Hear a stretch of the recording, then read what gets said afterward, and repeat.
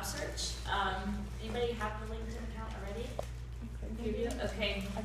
Let me give you background about myself so you can understand a little bit about what I do here. I'm a digital literacy coach, so I work with teachers from the ECC through 5th grade. And what I do is I help train them to integrate technology into their classroom at a really high level, to a transformational level as opposed to just substituting technology. And this is my 19th year in Mexico.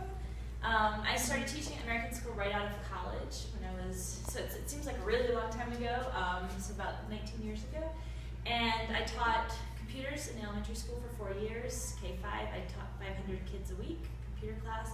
Taught 4th grade.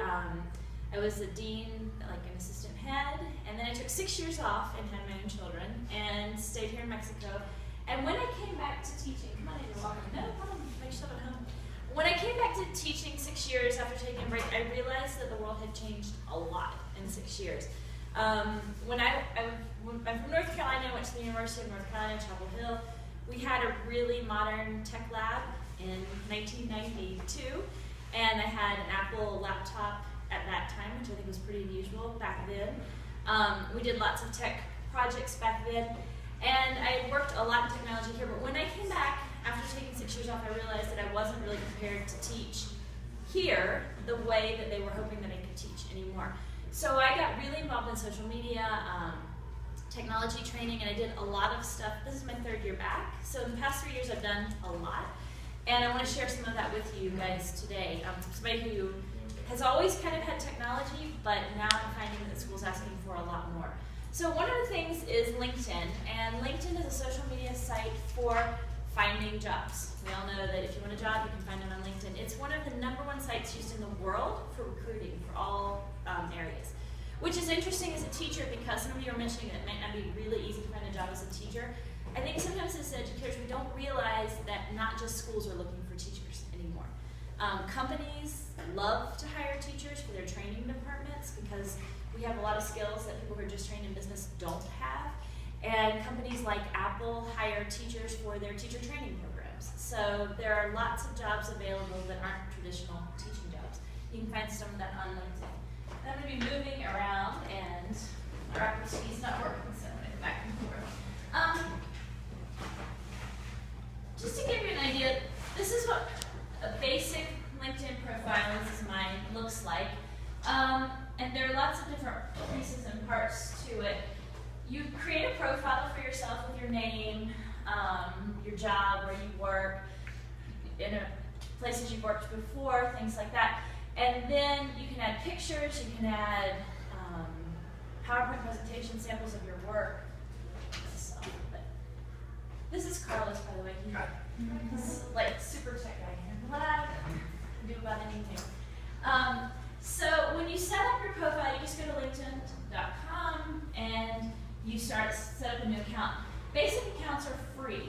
So if you really aren't actively seeking a job, a free account might be just what you need because it allows you to begin to build up your content on your page and make connections and put your resume online. So you can add updates, photos, posts, you can look for jobs, you can connect with people, you can ask for recommendations, all of that kind of stuff. So that's the kind of stuff I do on LinkedIn right now because I'm not actively looking for a job. If you guys are obviously actively looking for a job, you may want to think about getting a premium account because it allows you to do a lot more stuff. You can, I think it's maybe $10 or $15 a month, and you can buy it by the month. So it might be worth the money spending, and the first one is free, you can try it out for free, spending some money because it allows you to connect with people you don't know, who aren't in your circle. So you get to search them out just like they're searching you out for jobs. So that might be useful. I'm going to go in a minute after all this, we'll get out and I'll show you live LinkedIn and what it kind of looks like. But I wanted to talk to you a little bit about why it's important. As a teacher now, you need to create, and this isn't showing it right, but your own personal brand. You need to think about your brand, who you are, what you want to sell, because we're becoming commodities a bit as teachers, and it's very competitive, as you said. So ways that you can kind of be above other people are having a brand. Now your brand should be consistent on Twitter, Facebook, LinkedIn, all social media sites that you use. I've heard lots of studies and read lots of studies recently of people who have lost jobs, not gotten job interviews because of what they have posted on their personal Facebook accounts. Recruiters look at your Facebook, they Google you. So Google yourselves. Look, and if there's anything you don't like, you're not proud of, you don't want to share, you don't want to talk about with a recruiter, take it down. Get the pictures off, get the videos off, stuff you're not feeling comfortable with. We've even had, not at our school, but I've heard of kids who haven't gotten into college because of stuff on their Facebook account. I mean, they've got this great SAT, great program, great everything. You know, all they do is volunteer on the weekends, and their Facebook page doesn't reflect that at all, so they've lost their chances. So make sure your headlines and names are important. Make sure your picture is professional. If you know somebody who takes great pictures, have them take a really good headshot of you. Dress professionally, you know, no kind of crazy pictures. Not at parties, that kind of stuff. And one of the things on LinkedIn is they just purchased about a week ago lynda.com, which is one of the #1 education online sites in the United States. And so what they're doing is they're merging this teaching and learning through LinkedIn. We're moving to a society of, are you guys familiar with the term digital badging? Does that sound right, ring a bell? What's happening in the education world is that some people are trying to come up with digital badges so that you can get a badge instead of, for example, a college degree to prove what you know.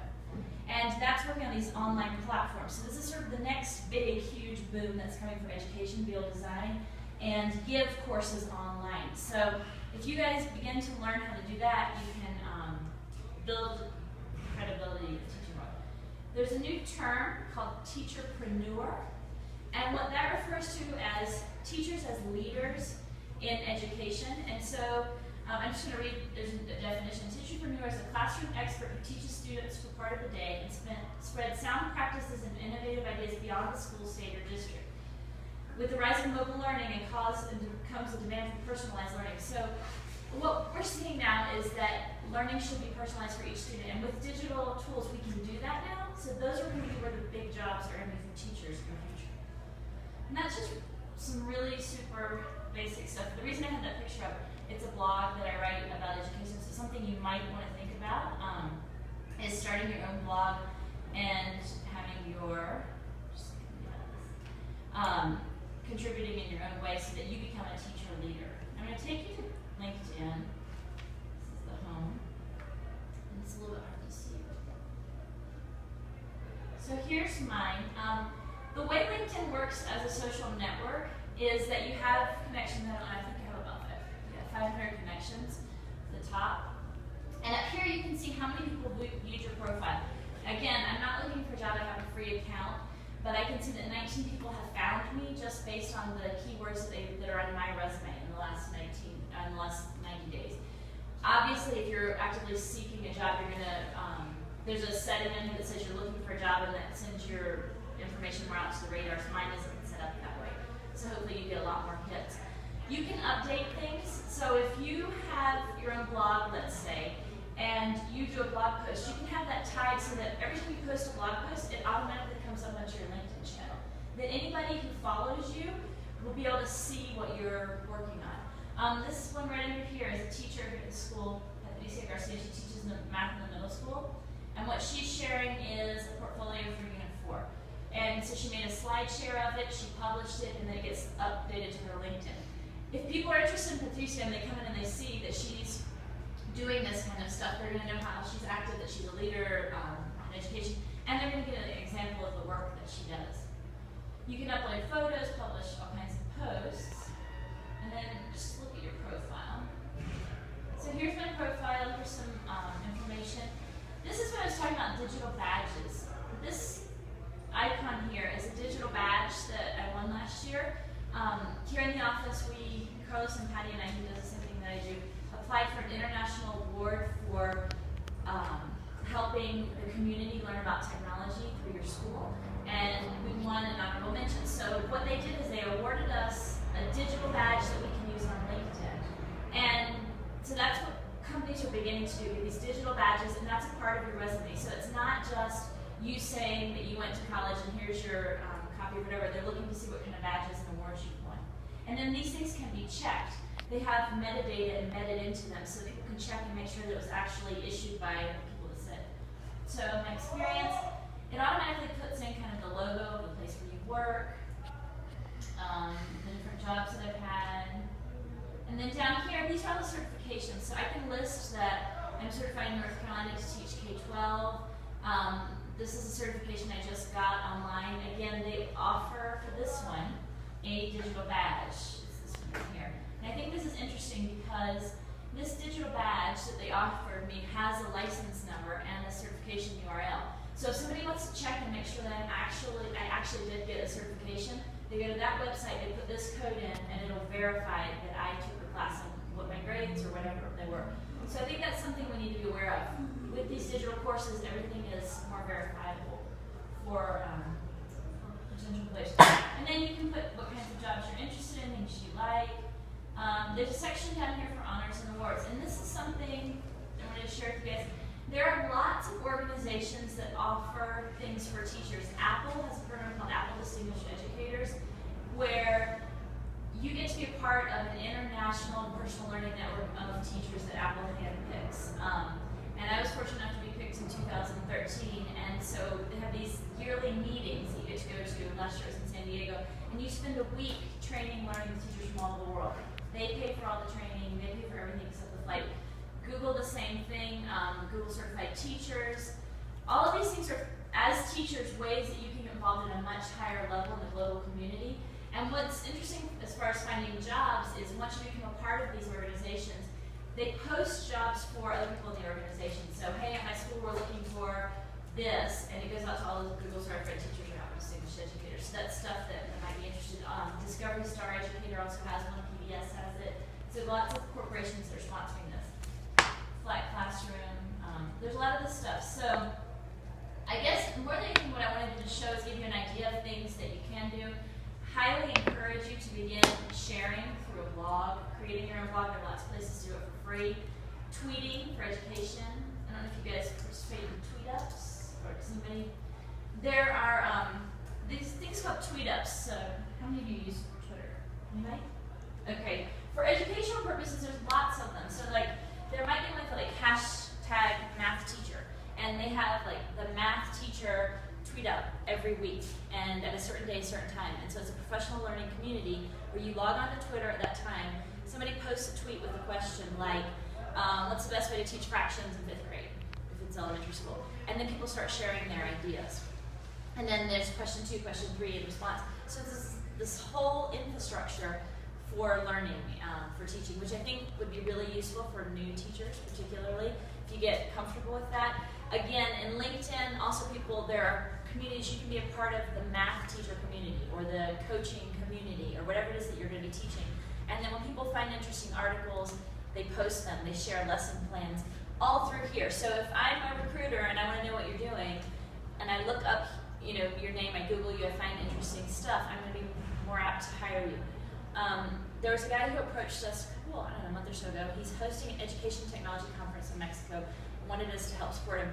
And I Googled him and I didn't find anything. And I thought, I'm not going to help, not that I won't help him, but I'm not really interested in participating because he's obviously not that involved in educational technology. He has no social media preference.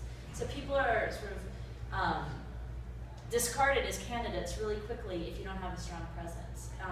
This is also a great way. You may not think about it now, but for somebody who went to college 20 years ago, you might think about remembering your professors, people who have really been important to you, because when you need a recommendation for grad school and you're not quite sure where they are, how to get in touch with them, you can save all of their contact information in LinkedIn. Professors, if you already connect with them, they might be able to give you recommendations. You don't have, perhaps, work experience yet, but they can say, this person's great in classroom management. I'll show you that part. There's a part at the bottom where you list what your particular skills are that you feel that you're good at, and then people can give you endorsements. So your connections, let's see, where is it? It's way down. There we go. Well, I'm looking for this. Does anybody have questions, thoughts? The setup in this, I feel for is very much like Facebook. Are the two companies? They're not.